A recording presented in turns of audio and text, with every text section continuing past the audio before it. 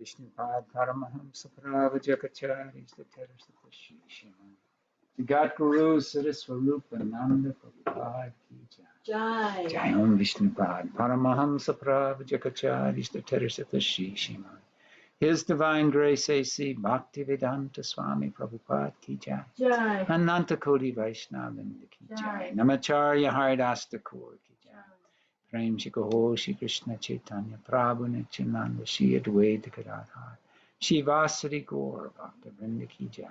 Shri Shri Radha Krishna Gopa Gopinath Shyamakunda Radhakunda Giri Govardhan Ki Jai. Vrindavan Dham Ki Jai. Mayapur Dham Ki Jai. Jagannath Puri Dham Ki Jai.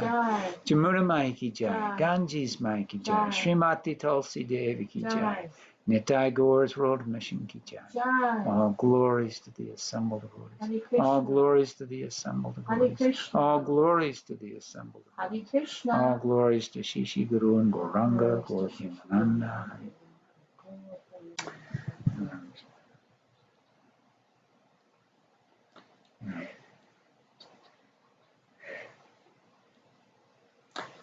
Om Jnanatimarandasya Jananjana Shalakaya Chakshulunmimitam Jena Tajmai Shri Gurave Namaha.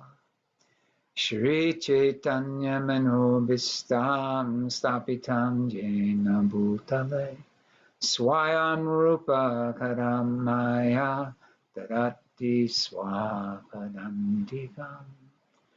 I was born in the darkest of ignorance, but my spiritual masters have opened my eyes with the torchlight of knowledge. I offer my respectful obeisances unto them. When will Srila Rupa Goswami Prabhupada, who is established within this material world, the mission to fulfill the desire of Lord Chaitanya, give me shelter at his lotus feet?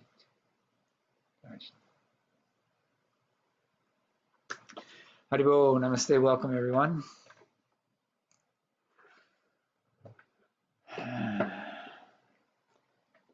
Today we'll be continuing with the 19th chapter of the 8th canto of the Śrīmad Bhāgavatam, entitled The Lord Begs Charity from Bali Mahārāja.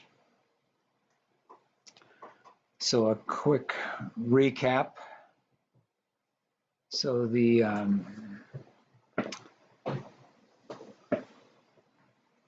demigods and the demons are always at war.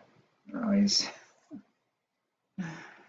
fighting each other for the goodies of the material world. And the main difference being is that when the demigods are finding themselves being at a disadvantage or being defeated by the demons, they take shelter of the lotus feet of Lord Vishnu and turn to Vishnu as to help them out. Whereas the demons, who are by definition those who are envious of Krishna or Vishnu, and have a tendency to even deny his existence, or even if they are forced to accept his existence, they don't like it. And they don't accept him as the supreme personality of Godhead. They may recognize him as some great personality or some great powerful entity, but they don't recognize him as the supreme soul. So, and it's always going back and forth. There's this, it's just going from one, like a pendulum swinging, right? And so right now the demons had been defeated by the demigods so severely that many of them had lost their bodies, but then through to the prowess of Sukri Acharya, the majority of them were brought back to life. And Bali Mahārāja took shelter of the Brahmins and became very intimate servants of the Brahmins and pleased the Brahmins. And now the Brahmins have blessed him with various good qualities that are useful in subduing their enemies and whatever, and so now they have the upper hand. And it was to the point where even when the demigods, they were forced to flee the heavenly planets, and they went to try to approach Lord Vishnu, and Vishnu says, look, they're just too powerful right now. They've been taking shelter of the Brahmins. They've been getting all of these benedictions. Best thing to do is just kind of lay low, and I'm going to have to personally go in and intervene if you want to get the upper hand again. And so Aditi, the mother of the demigods, had prayed to her husband Kashyapa Muni to be given directions on how she could get Vishnu's favor. So she performed this special 12-day ceremony where she's worshiping Lord Vishnu very intently. And Lord Vishnu appeared before her and agreed to take birth as her child. And now he's appeared as Lord Vāmanadeva. And now Lord Vāmanadeva has appeared before Bali Mahārāja, where he was in the assembly of all the Brahmins he had been hanging out with, and Sukracharya. And when Bali Mahārāja saw Lord Vāmanadeva, being the grandson of Prahlāda Mahārāja, he's not your run-of-the-mill demon, he was very pleased to see him and very attracted to him. And he offered some wonderful prayers and offered Vāmanadeva whatever he might wish. And Vāmanadeva, in order to teach the world that a brahmachari should always be renounced and never ask for more than he needs for his maintenance, says, oh, I only want three paces of land. And Bali Mahārāja was kind of taken aback and said, oh, come on, man. I'm the master of the entire universe right now. I can give you whatever you like. I can give you an entire planet if you like, for your own, you know. And Vāmana says, no, I've learned that unless one is in control of their senses, that nothing can satisfy them. Therefore, one must cultivate contentment within their life. Otherwise, even if they have the entire three worlds, they won't be happy. They'll always be wanting more. And this was a subtle jab at the demigods. I mean, the demons who had already conquered the whole three worlds, yet they still weren't satisfied. They're still lusting in their hearts and wanting more.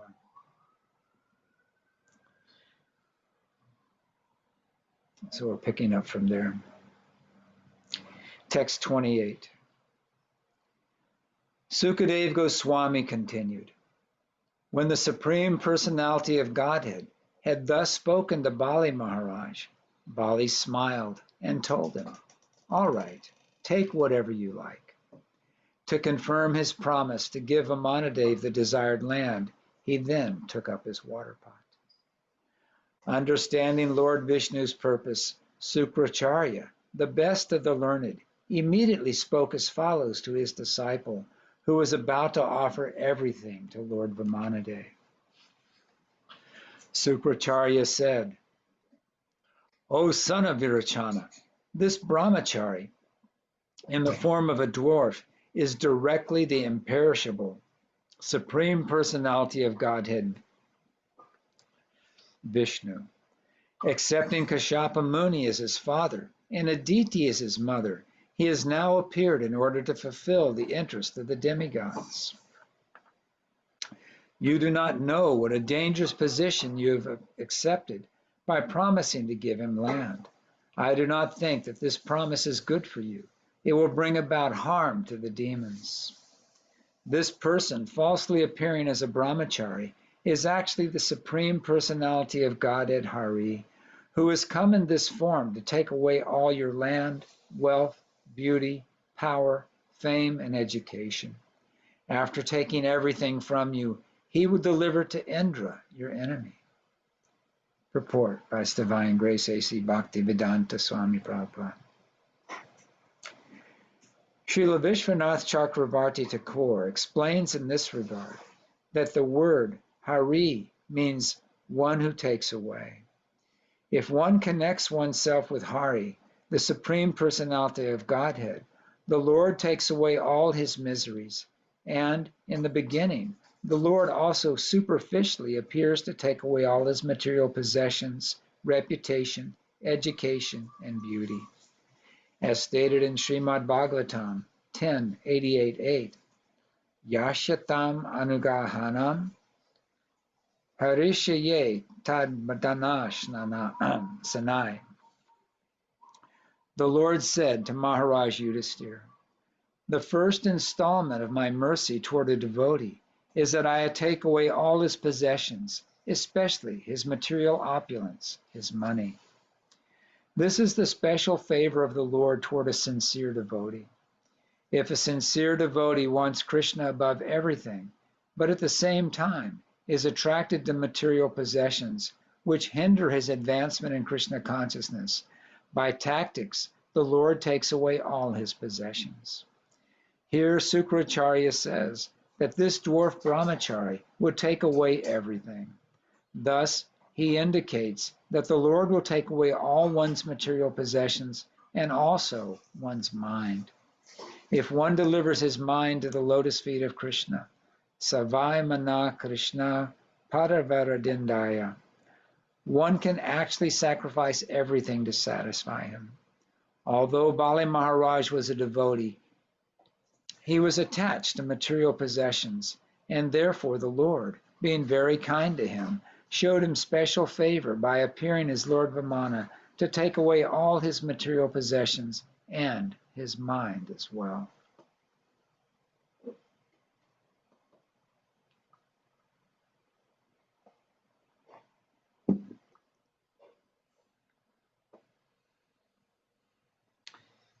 So,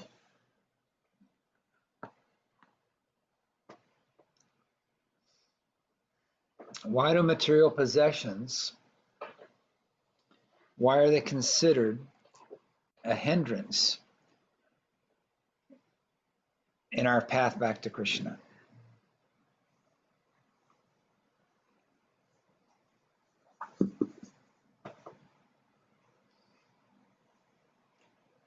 Right? The material energy is Krishna's energy. Therefore, it's connected to him. It's related to him. So in that sense, it's not necessarily bad. I mean, how can it be bad? It's Krishna, right? Indirectly. So material possessions are being stated here. How did he word it? Which hinder his advancement in Krishna consciousness. So how do material possessions hinder our advancement in Krishna consciousness? Because they're distracted. Because, go ahead, Kayla. I just said because. Oh, I'm sorry, Marjorie. That's okay. I just said because they're a distraction. Because we get attached to them and we think they're going to bring us happiness, and in some cases they do briefly. But anyway, that's just my thought. No, you're on the right track. But it's a little bit more subtle than that. At least the point I'm trying to emphasize is a little more subtle than that. What is a material possession? It puts us in the mode of the enjoyer and the controller and ties us to this world while we left the spiritual world. We're trying to be Krishna. But how does it do that? Because it's stimulating our senses and puts us more in the bodily condition of life. So that means then that a pure devotee can't have any possessions? We use them for our own pleasure instead of for Krishna or Gurudev's pleasure. When it's the wrong way. Okay. Everything you guys are saying is correct. I mean, the point I was trying to emphasize here is the word possession. As soon as we think that we possess something, this means that we're an illusion. Right? Because factually, everything is Krishna's. All the material energy is Krishna's energy. It belongs to him. He may make it available for us to use in his service, or he may make it available for us to use as part of our desire to be in the illusion that we're the enjoyer, or we are separate from him, or that we don't need him, or that he doesn't exist. But the concept of having a material possession is in itself an illusion. And it's an illusion that I am independent from Krishna. And anytime I'm thinking I'm independent from Krishna, then this is a hindrance to my developing my love for him, right? My relationship with him. So the pure devotee may have certain material elements that Krishna has made available for him to use in his service, but the devotee never sees them as his possessions. He sees them as Krishna's energy that he's using in Krishna's service.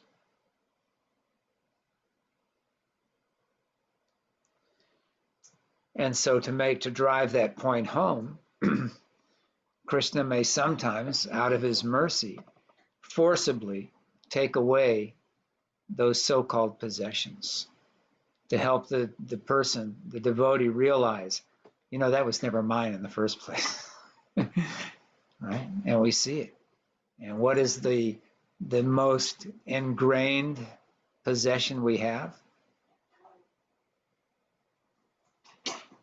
Our body. No. Well, yes, but I'm thinking of our subtle body, our mind. Oh, yeah. Right? Where our mind has such a grip on us most of the time that it's, again, as Krishna explains in the Bhagavad Gita, it's the greatest enemy. The uncontrolled mind is the greatest enemy of a living entity.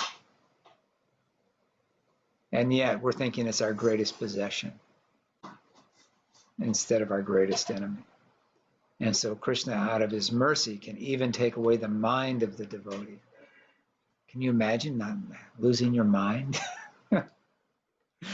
This has been my biggest struggle in my feeble attempts to surrender to Krishna is surrendering the mind.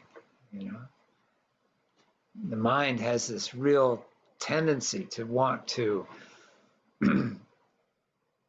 think that it has things figured out, or it can figure things out, it can understand things, it can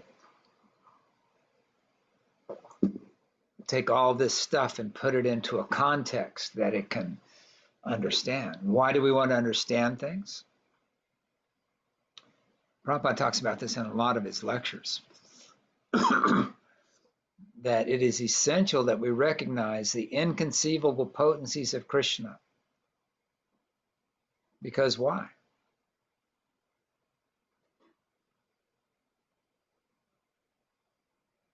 Because we can't understand everything he does. Right. But why can't we understand everything he does? Because our minds are just small. And we're Exactly. just small. Exactly. Way too small. We're infinitesimal. So as long as we're thinking, as long as we're in the illusion that we can capture Krishna with our mind, then we're not understanding, we're not appreciating who Krishna is. So we have to realize the very limited nature of our mind. So we have to come to that point of realizing that our mind is not this great, infallible thing. And this is what Krishna does in Śrīmad Bhāgavatam. This is what Krishna does in Bhagavad Gita. The first thing he tells Arjuna, right? They're on the battlefield. Arjuna is looking around. He sees all of these friends and relatives and all this stuff. And his mind starts reeling, saying, wow, no matter how this goes, it's not going to be good. Because all of the, in order for us to win, we're going to have to kill, practically speaking, everyone on the other side. And it's going to be a heavy battle. We're not going to be able to kill them without losing most of the people on our side as well. This is going to just destroy the society. There's going to be so many widows. There are going to be so many orphans, right? It's going to break the whole fabric of the social structure. Here we are. We want to be the kings because it's our right. We want to make a nice society so people can gradually elevate their consciousness and progress in spiritual life. But here we're about to engage in this act, which is going to destroy the very fabric of society. So how can this be a good idea? And he starts putting forward all these ideas to Krishna, and he starts quoting scripture at Krishna about why they shouldn't engage in this act and how it's sinful and this and that. And you'll notice that Krishna doesn't try to defeat any of his arguments.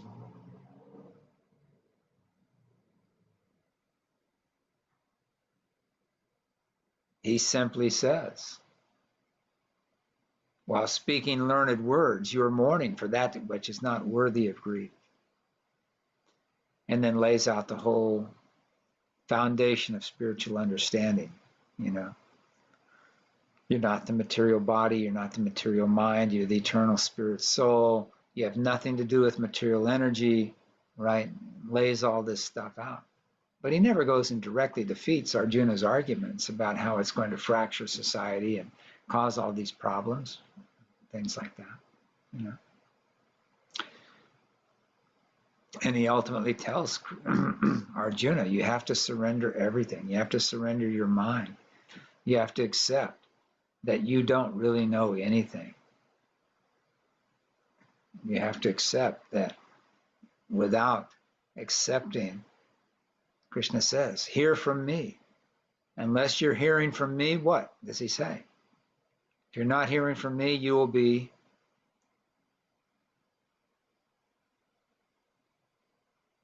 hearing from your mind. Well, he says you'll be misdirected, which is the same thing. It's hearing from your mind, you're right. Or hearing from somebody else's material mind, whatever, right?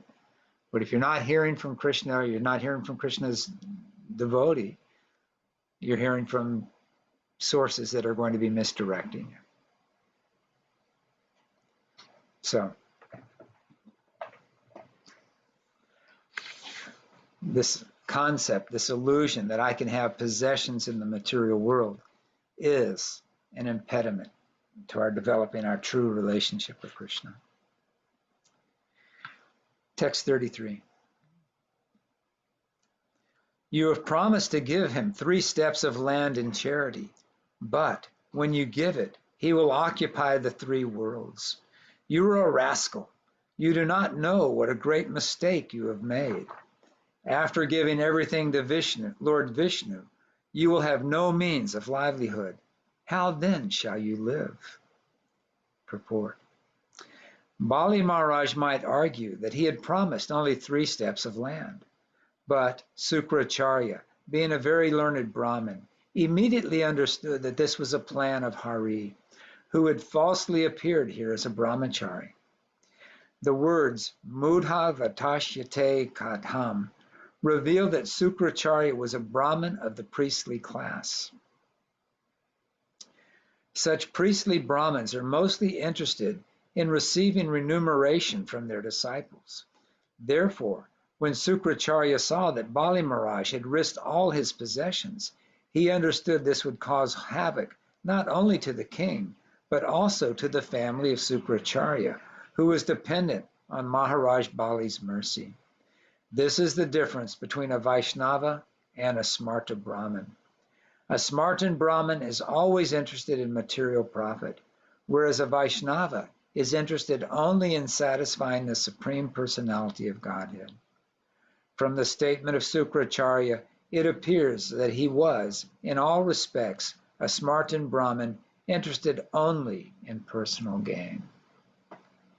So this is such a wonderful point.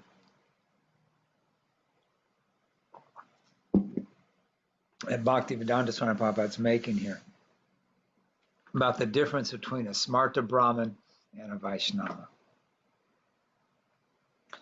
Sukracharya wasn't really that concerned about Bali Mahārāja's well-being. But he was dependent on Bali Mahārāja's mercy, his wealth, right? Because he knew that Bali Mahārāja was going to give his charity to the Brahmins, and he was the Brahmin, he was the main dude.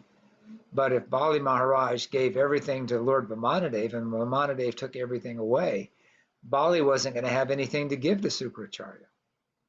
So Sukracharya chastises Bali Mahārāja and calls him a rascal.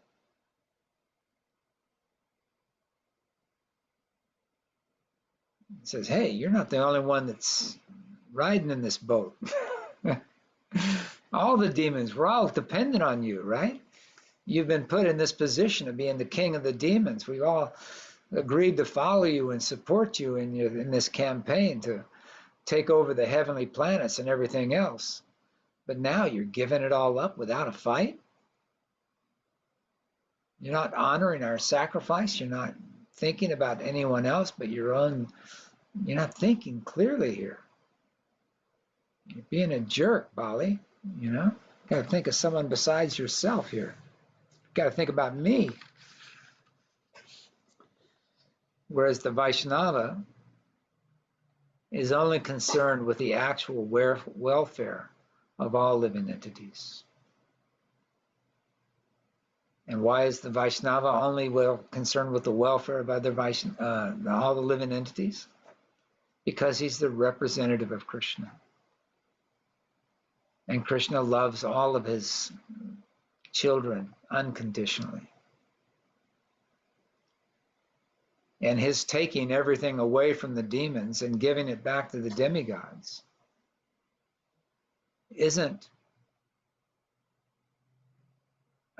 done as a way to punish the demons. The demons actually benefit from this. By losing their possessions, what are they learning? Especially when they lose their possessions to Vishnu. They're not in control. They're not in control, right? They're not the big guys. Yeah, exactly. So, you know, people with demoniac mentalities, they don't learn things very quickly generally. And you have to have the same lesson repeatedly knocked into you, right? Before he starts to make an impression on your consciousness. So, I mean, remember, this is not long after the whole scene with churning the ocean of milk and you know, getting the nectar, and that's how the demigods got the power to defeat the demons again. They got the nectar because they were cheated by Mohini Murti, and Mohini gave the nectar to the demigods, and the demigods defeated the demons, and so then, you know, over and over and over again, the demons are being defeated by the grace of Lord Vishnu, right? Who's Prahlad Maharaj?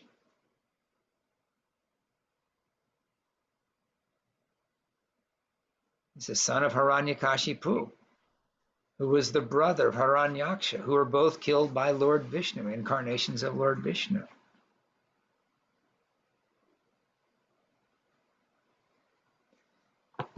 So everything Vishnu or his representative, the Vaishnava, does is for the ultimate benefit of the living entity. They may not be able to appreciate it at the time due to their materialistic consciousness, but it's all for their benefit.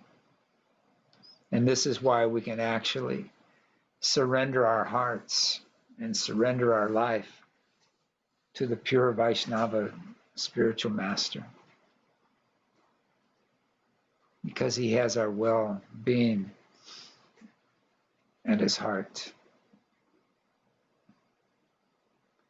Text 34. Vāmanadeva will first occupy the three worlds with one step. Then he will take his second step and occupy everything in outer space.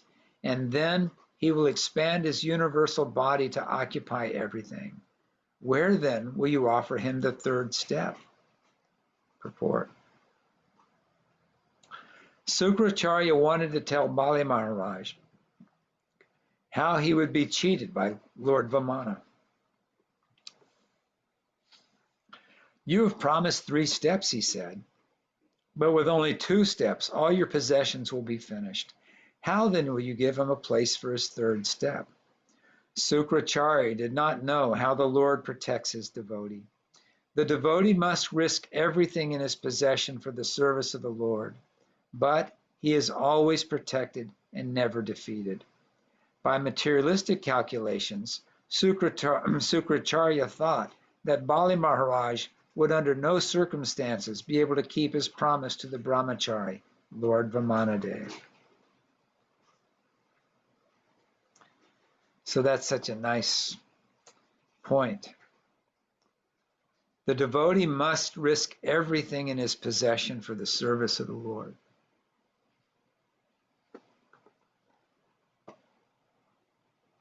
Does that mean that we're careless with the things that Krishna gives us, that we're reckless with them?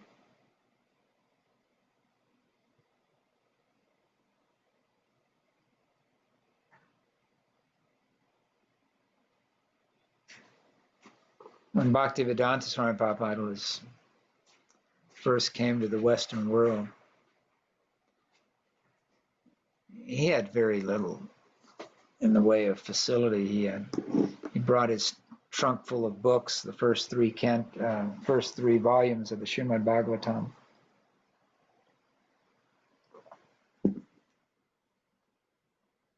And he had a typewriter and a dictaphone. Or did he get the dictaphone later? I think he got the dictaphone later. He just had the typewriter in the beginning. And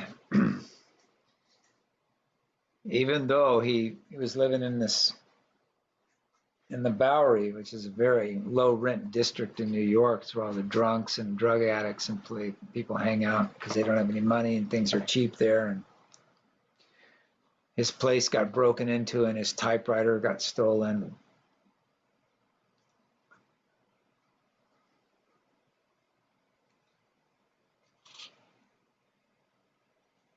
But it wasn't due to his carelessness. I mean, he always locked everything up.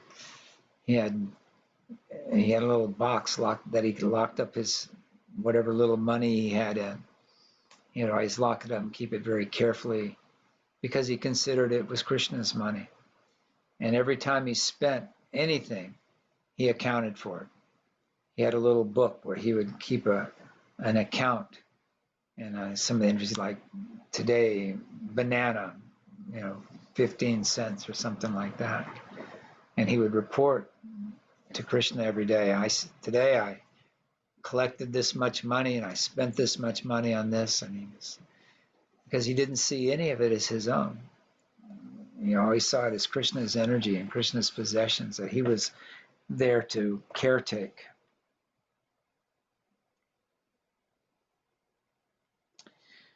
So when he says he's willing to risk everything in his possession for the service of the Lord,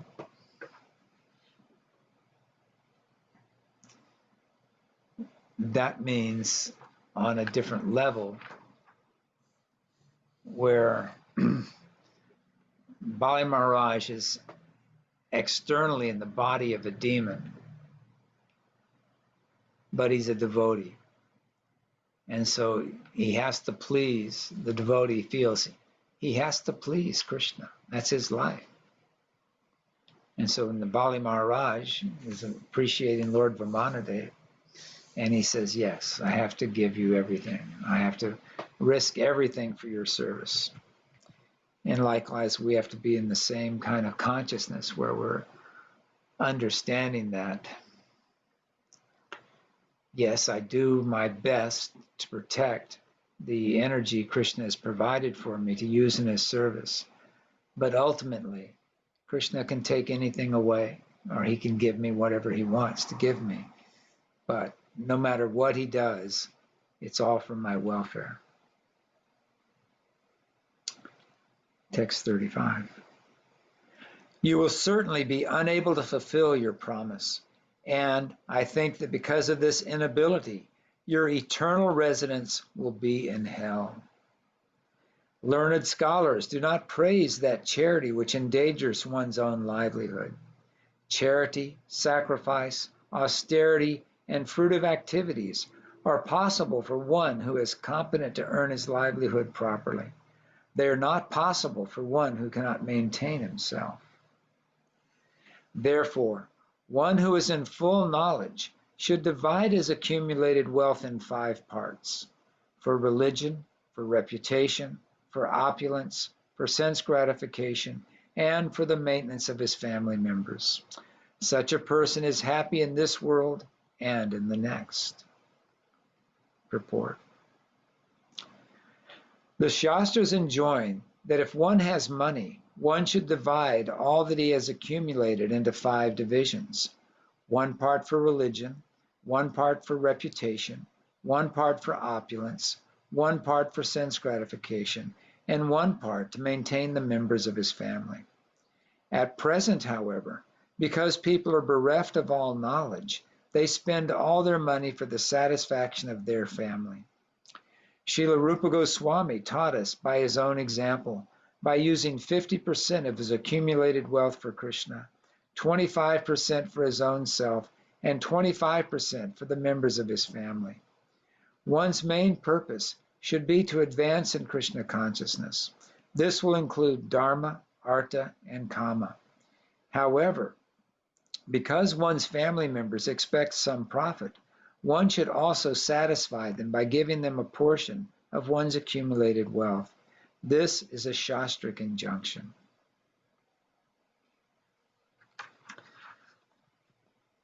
So you guys all know the story of Rupa Goswami when he left the government service. They were very wealthy, both Sanatana and Rupa Goswami, having served the Mohammedan Nawab for many years. And he had like this boatload of gold coins. And he gave half of it to the devotees that were spreading, working in Krishna's service, and then kept 1/4 of it for himself, and then gave 1/4 of it to his family. Then he took that 25% that he had set aside for himself and made it available to Sanatana Goswami, who had been arrested when he tried to leave and thrown into prison. And then he used it to, the majority of it, to bribe his jailer to let him escape.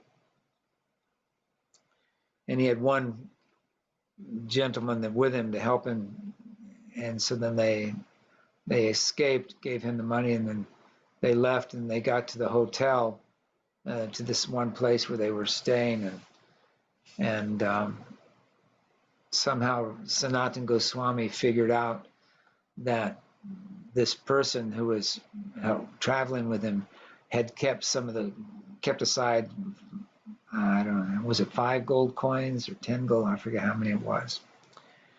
And anyway, when he found out that his servant had done this, he was very upset and told him to immediately deliver them all to the innkeeper. And then the innkeeper confessed that he had made plans to kill them both that night to get the gold from them. And so Sanatana Goswami, chastised his servant and sent him away and traveled from the rest of the way on his own.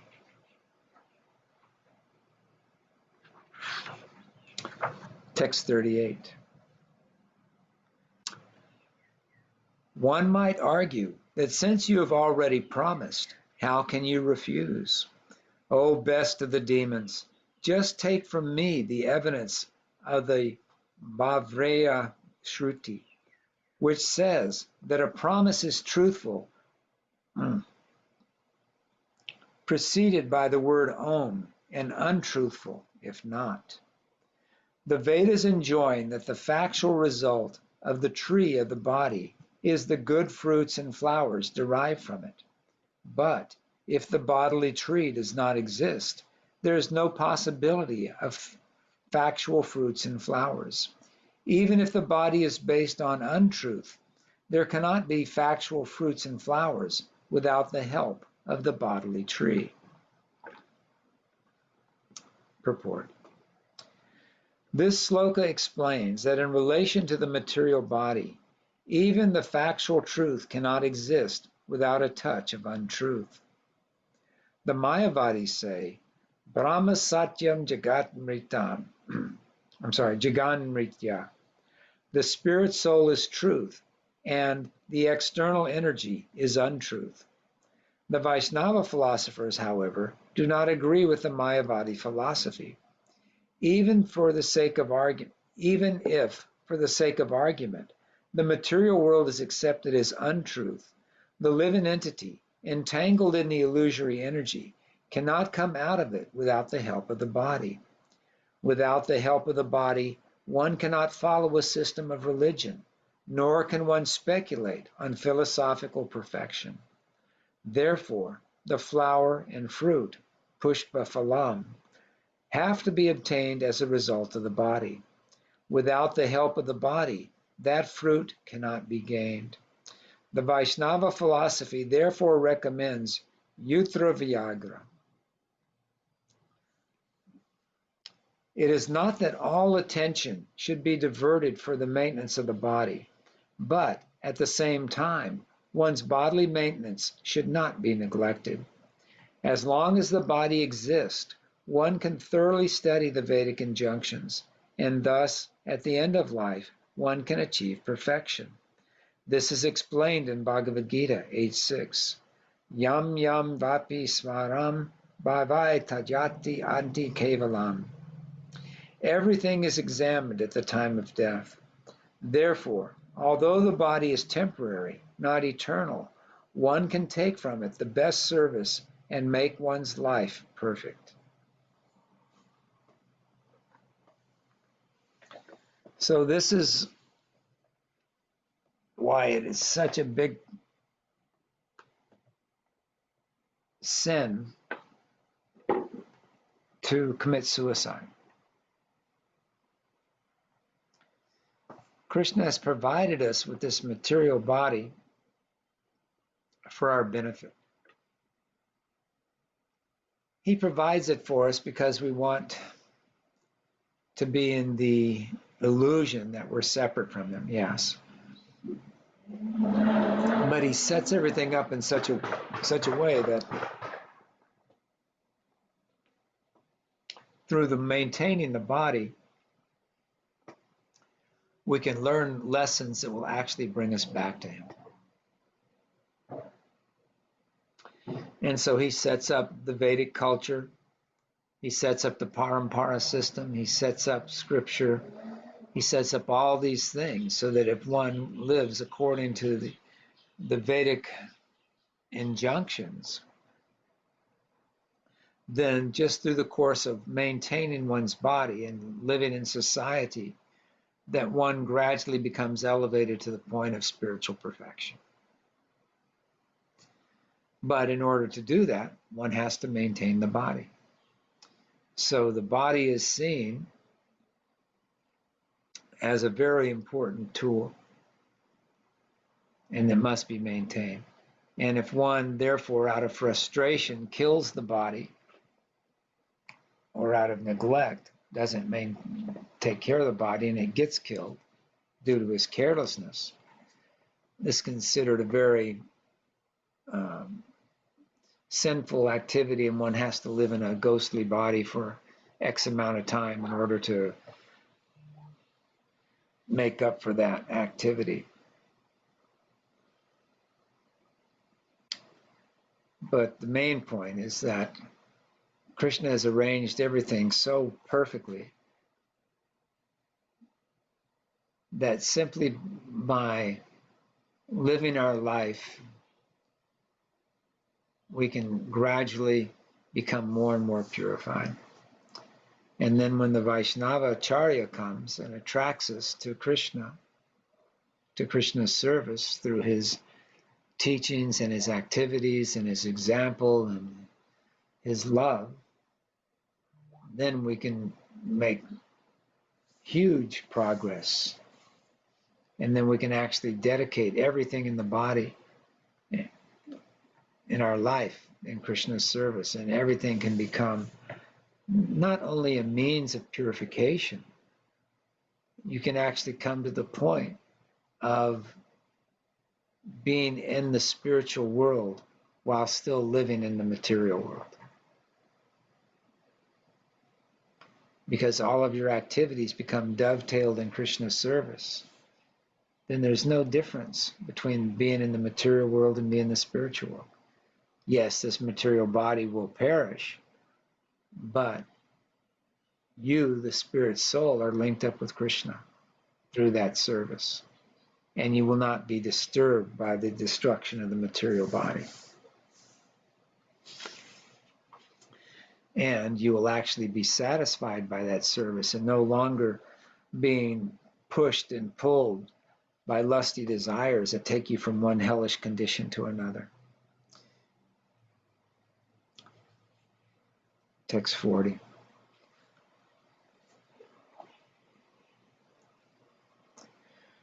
When a tree is uprooted, it immediately falls down and begins to dry up. Similarly, if one doesn't take care of the body, which is supposed to be untruth, in other words, if the untruth is uprooted, the body undoubtedly becomes dry. Purport. In this regard, Srila Rupa Goswami says, Prapanchiptataya budya hari sambandhi vashtata mamushu chasbi pratyatgo vairagyam phalo kayate. One who rejects things without knowledge of their relationship to Krishna is incomplete in his renunciation. Bhakti Rasamrita Sindhu 1.2, 266. When the body is engaged in the service of the Lord, one should not consider the body material. Sometimes the spiritual body of the spiritual master is misunderstood. But Sri Rupa Goswami instructs, Prapani Chakataya Budya Hari Sambandhi Vashtuna. The body, fully engaged in Krishna's service, should not be neglected as material. One who does neglect it is false in his renunciation. If the body is not properly maintained, it falls down and dries up like an uprooted tree, from which flowers and fruit can no longer be obtained. The Vedas therefore enjoin, and I'm not going to try to read that Sanskrit because it's a little bit much. The purport is that activities performed with the help of the body for the satisfaction of the absolute truth, Om Tat Sat, are never temporary, although performed by the temporary body. Indeed, such activities are everlasting. Therefore, the body should be properly cared for.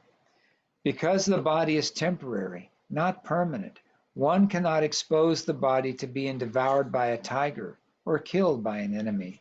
All precautions should be taken to protect the body.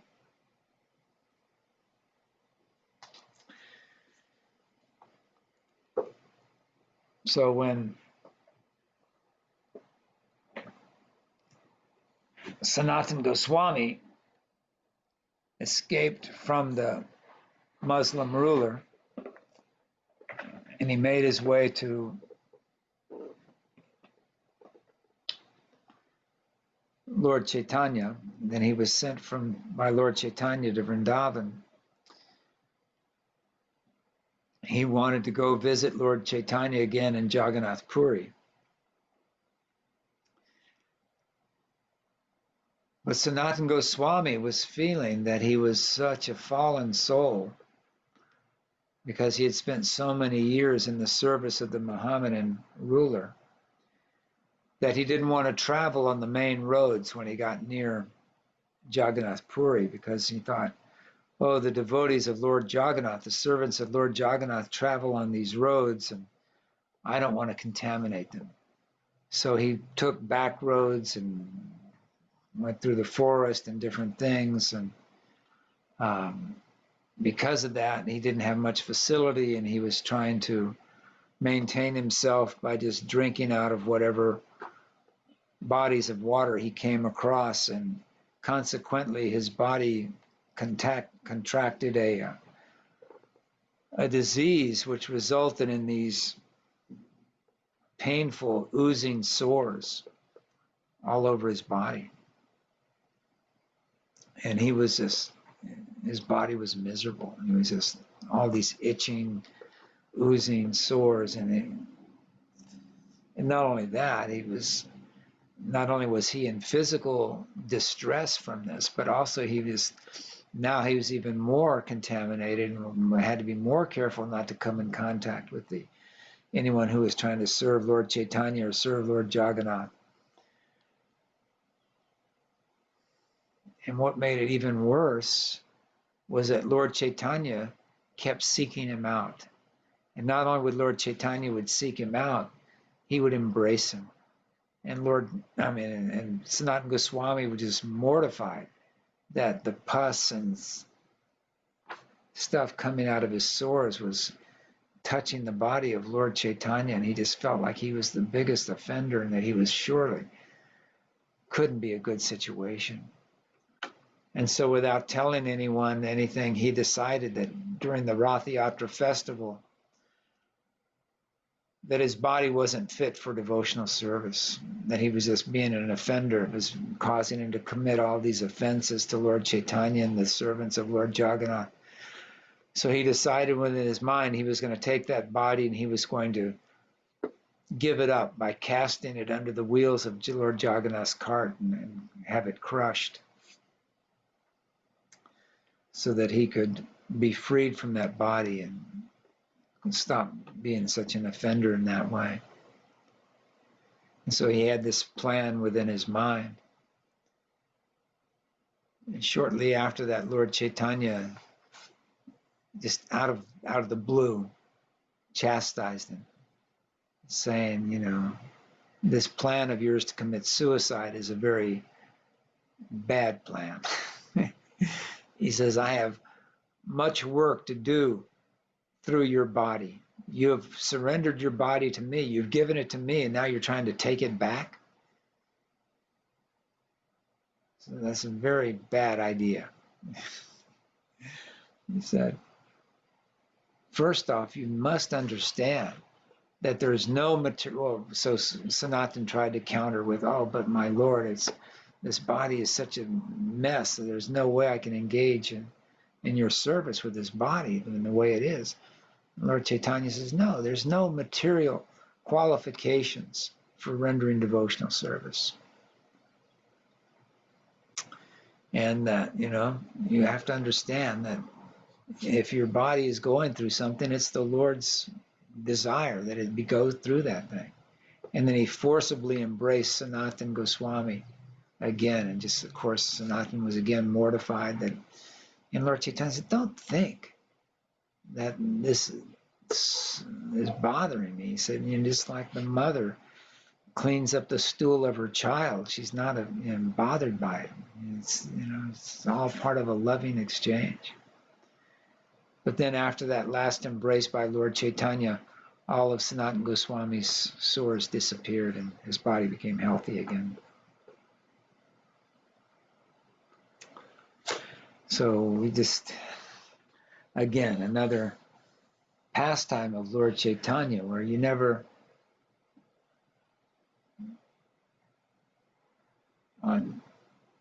Lord Chaitanya or Krishna will put the devotee through whatever apparent miserable circumstances he may need to put him through for whatever reason, so that he may make some point or make some teaching for others to follow or learn from.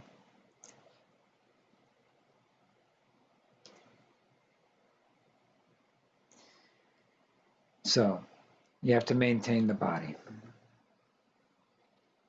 Text 41. The utterance of the word Om signifies separation from one's monetary assets. In other words, by uttering this word, one becomes free from attachment to money because his money is taken away from him. To be without money is not very satisfactory, for in that position, one cannot fulfill one's desires. In other words, by using the word Om, one becomes poverty-stricken. Especially when one gives charity to a poor man or beggar, one remains unfulfilled in self-realization and in sense gratification. Purport.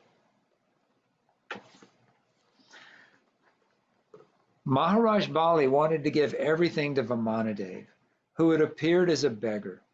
But Sukracharya, being Mahārāja Bali's familiar, familial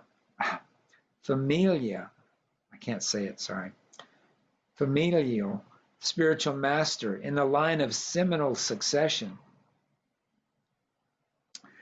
could not approve of Mahārāja Bali's promise. Sukracharya gave Vedic evidence that one should not give everything to a poor man.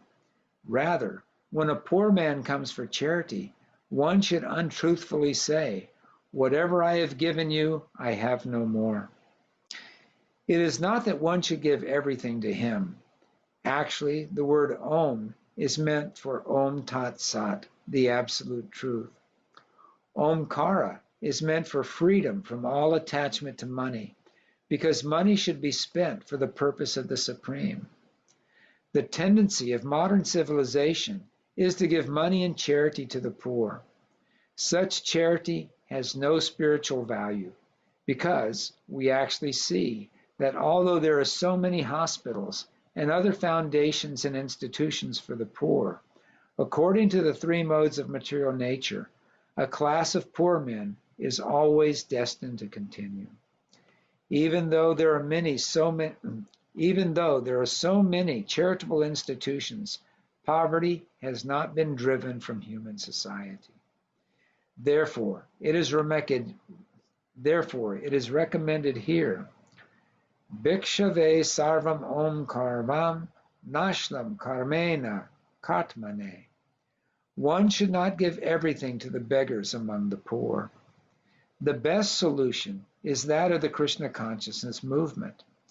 This movement is always kind to the poor, not only because it feeds them, but also because it gives them enlightenment by teaching them how to become Krishna conscious. We are therefore opening hundreds and thousands of centers for those who are poor, both in money and in knowledge, to enlighten them in Krishna consciousness and reform their character by teaching them how to avoid illicit sex, intoxication, meat eating, and gambling, which are the most sinful activities and which cause people to suffer life after life. The best way to use money is to open such a center, where all may come and live and reform their character. They may live very comfortably, without denial of any of the body's necessities, but they live under scriptural control, and thus, they live under spiritual control, and thus they live happily and save time for advancement in Krishna consciousness. If one has money, it should not be squandered away on nothing. It should be used to push forward the Krishna consciousness movement so that all human society will become happy, prosperous, and hopeful in being promoted back home, back to Godhead. The Vedic mantra in this regard reads as follows. Paragvad etat riktam aksharam yad itam om iti tat yatam kinchat om iti aha tai vashmai tad nichyate sat yat sarvam om kurachad richat atmanasha karmanebhyo nalam shayat.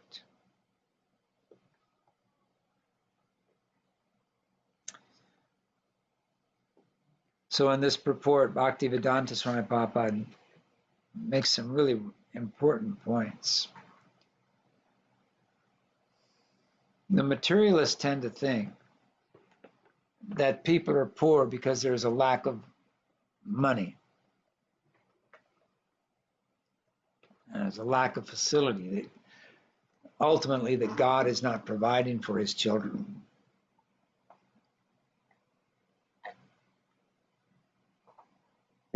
And so they think that by making some material arrangements, opening some hospitals and charity organizations that provide food and some shelter, they can cure poverty. But this is acting out of ignorance. The reasons people are in poverty are because it is their karma.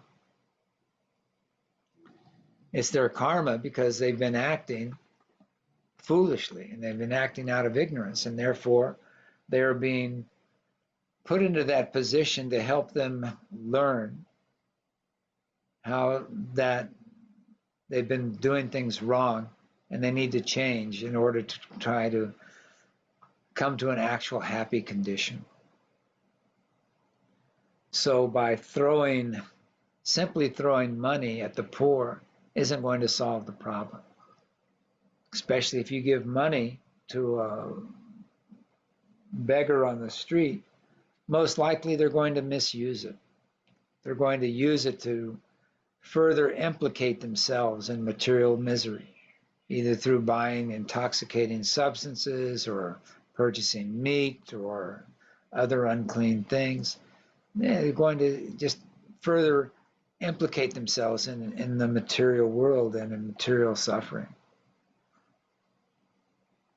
So real charity, real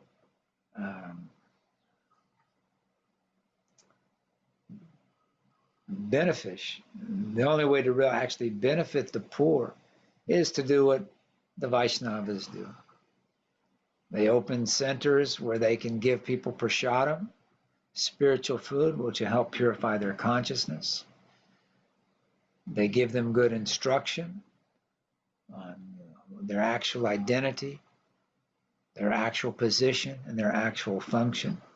And through this education, they can come to the point by eating prasadam, their consciousness becomes purified to the point where they can actually start to hear proper instruction, be able to hear the Lord in the heart, be able to actually take this instruction and apply it in their life. And then they can start to make some actual progress that will actually help them. Whereas by just on the material platform, there's no hope. There's always going to be poor people, no matter how many hospitals and charitable organizations you open up, because you're not addressing the root cause of the problem. Text 42. Therefore, the safe course is to say no. Although it is a falsehood, it protects one completely. It draws the compassion of others toward oneself, and it gives one full facility to collect money from others for oneself. Nonetheless, if one always pleads that he has nothing, he is condemned, for he is a dead body while living, or while still breathing, he should be killed. Purport. Beggars always present themselves as possessing nothing, and this may be very good for them, because in this way they are assured of not losing their money and of always drawing the attention and compassion of others for the sake of collection. But this is also condemned. If one purposefully continues this professional begging, he is supposed to be dead while breathing. Or, according to another interpretation, such a man of falsity should be killed while still breathing. The Vedic injunction in this regard is as follows. Athai tat puram abhayat manayan neti sayat saram neti buyat papikashya karir jayate sainam tat varaya hanyat.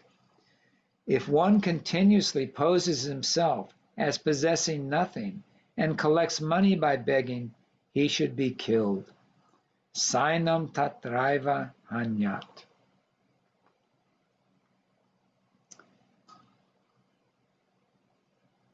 Now, the materialist might say that this is very harsh, very uncompassionate, very cruel stance to take.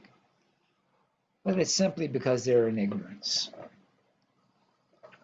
They don't understand that the soul is not killed when the body is killed. And that if one is using the body simply to further and further implicate oneself in material entanglement and go deeper and deeper into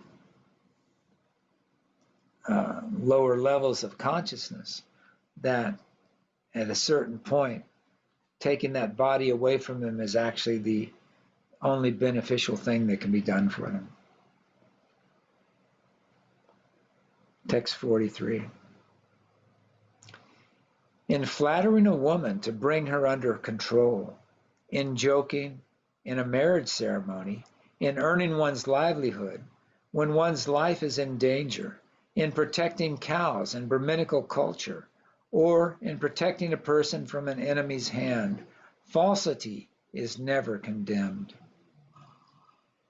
Thus end the Bhaktivedanta purports of the 8th Canto, 19th chapter of the Śrīmad Bhāgavatam entitled, Lord Vāmanadeva Begs Charity from Bali Mahārāja. So Sukracharya, as has already been stated, is a materialistic Brahmin. Materialistic Brahmin. For the Vaishnava, it's a contradiction in terms, right? Because we understand that a Brahmin is one who's supposedly fixed in Brahman. And what is Brahman? Brahman is the spiritual world. Brahman is spiritual energy. Brahman is the spiritual entity. Yet, this so-called Brahman is overwhelmed with material consciousness, and it has impacted his judgment so that he's seeing things from a material viewpoint. This is why Sukracharya is very disturbed when Bali Mahārāja has agreed to give everything to Vāmanadeva. Sukracharya is able to see who Lord Vāmanadeva is. He's actually able to appreciate that he's the son of Kashyapa Muni and Aditi. Right? It's been revealed to him through his Brahminical powers. He's been able to understand this. But even though he's been able to understand this, because of his inherent enviousness of Krishna, he's not able to understand the real purport.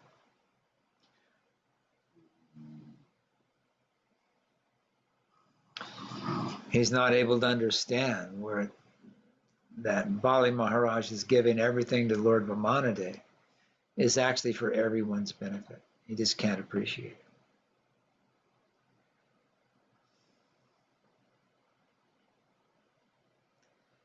it. And Krishna sets things up like this because the material world is here for those who want to be cheated. This is the word, Bhaktivedanta Swami Maharaj says this all the time. This is the world of the cheaters and the cheated.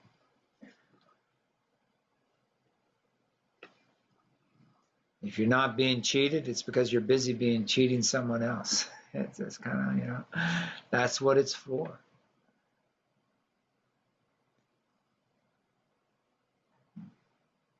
Krishna provides this facility for those who want to be cheated, who want to be an illusion, who want to have that illusion or that they are separate from Krishna, that they're independent of Krishna, that they can have happiness independent of Krishna. And so the whole thing is arranged in such a way that it's impossible to prove to someone that they should surrender to Krishna, or that Krishna even really exists. And Bhaktivedanta Swami Prabhupada states this nicely in his prayer when he first arrived in the Boston Harbor, when he states that it is by your energy that these people have been put into illusion. But this also means it is by your will, in other words, that they've been put into this illusion. But this also means that by your will, they can also be freed from this illusion. And so Bhaktivedanta Swami Prabhupada prayed that if it's Krishna's will that some of the people in this Western world, Western society, be able to hear, come back to him, that Krishna make his words such that these people can hear them and understand them and be attracted to them. This is the attitude of the devotee. He never thinks that he has anything to offer, that he has anything of any value, that he's simply dependent on the mercy of Krishna. And so he concludes his prayer by saying, I don't know why you've brought me to this horrible place, but if you've brought me here to dance, then make me dance, make me dance, make me dance as you like. The pure devotee has no ambition,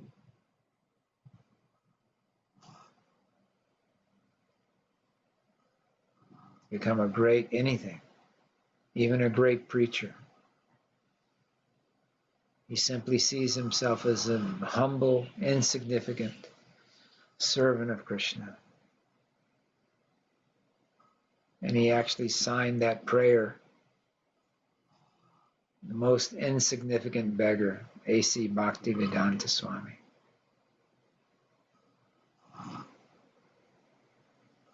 So we're so fortunate to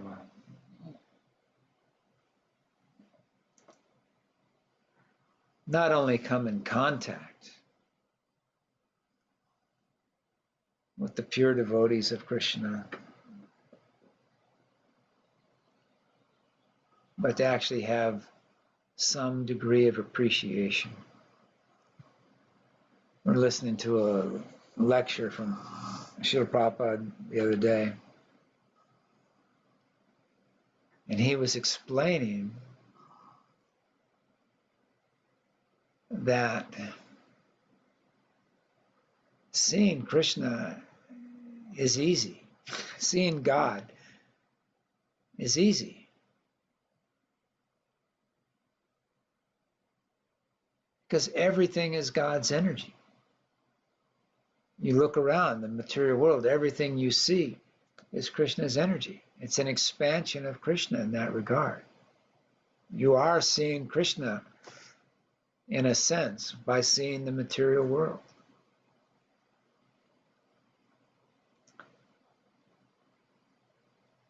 But the problem is we're not appreciating that this energy is Krishna's energy, Krishna's external energy, that it's related to Krishna. And in that sense, it's inseparable from Krishna. And he says, and Krishna appears as the deity, the Archa Vigraha. He agrees to come into your home. He agrees to accept your worship. He agrees to allow you to cultivate that relationship. You get to wake him up in the morning. You get to prepare him breakfast. You get to offer him arti. You get to put him to bed in the evening. You get to read to him nice stories about his pastimes. You have all these wonderful opportunities to directly associate and serve the Supreme Personality of Godhead in his Archa Vigraha form. It's just a matter of developing the appreciation. When you have no appreciation, you may just see stone or wood or paint or clay or whatever. You just see material elements because you're not appreciating. This is Krishna. Krishna can appear in whatever way he wants. Krishna can appear just within the mind and accept your loving exchange. There's that wonderful story of the nice Vaishnava Brahmin who was very poor, had no money, but he would go and he would listen to the great Vaishnavas speak. And at one such lecture, it was explained that one can actually just worship Krishna within the mind, and Krishna will accept it. And so when he went back to his ashram, to his home, it wasn't really a home, he was living on the bank of the river in a small hut. But he took up the practice of mentally performing very elaborate and opulent service for the Lord. And he mentally prepared all these wonderful dishes, food preparations, and he served them on gold plates, and he had this wonderful artik paraphernalia that he offered to the Lord, and he would just go into trance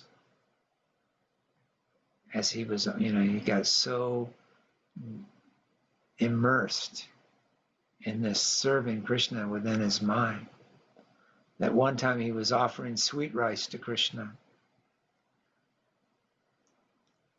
And when you make sweet rice, you have to take the milk and boil it and boil it and boil it and boil it to condense the milk down to make it really nice, and cook the rice. And then you got to let it cool because you want sweet rice to be as cold as possible when you serve it.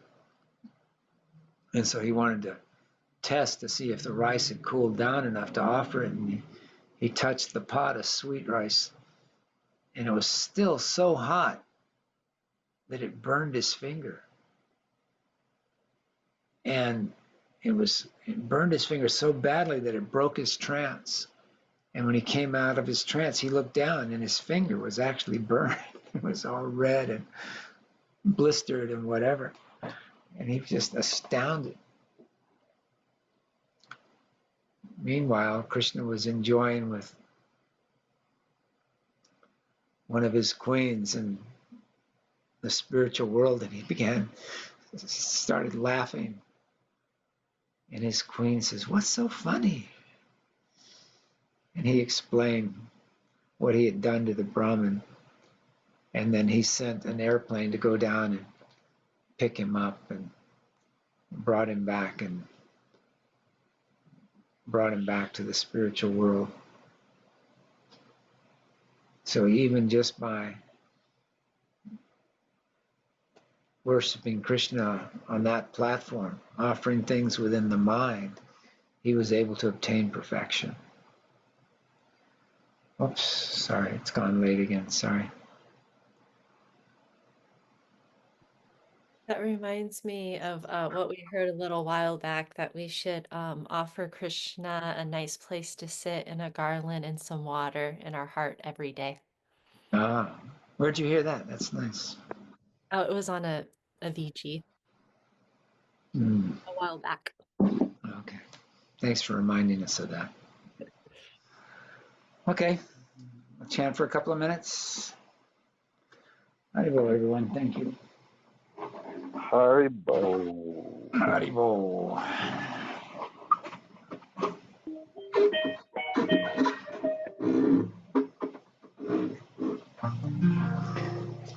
This chair has arms on it, and they keep rubbing against the guitar and making all kinds of noises.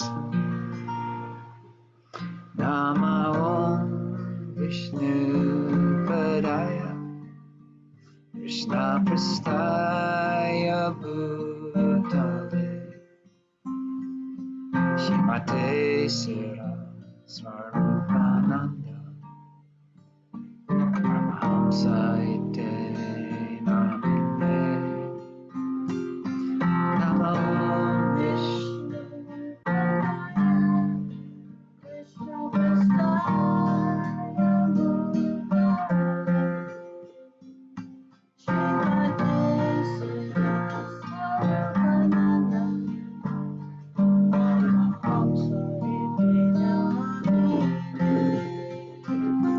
Namaste Sarasvati Deva Puravani Prachadame Devasesha Sunyavadi Astityanisha Tarane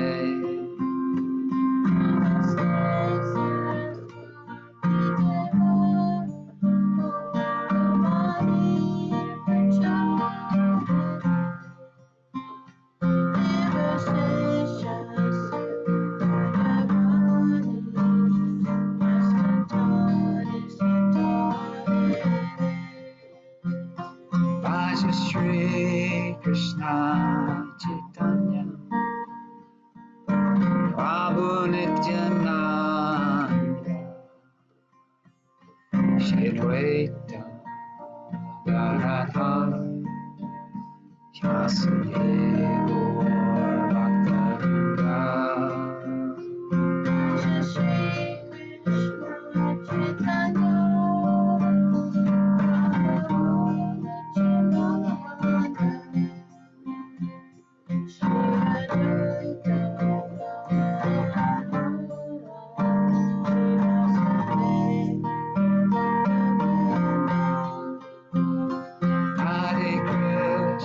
Hare Krishna, Krishna Krishna, Hare Hare,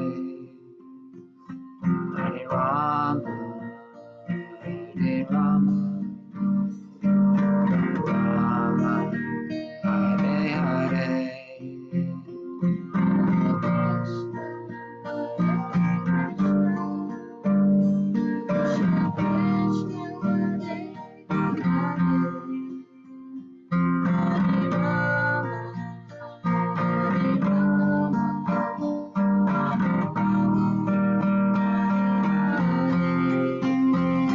Jaya Radhe, Jaya Krishna, Jaya Jaya Vrindavan, Shri Govinda, Ananda, Mohana.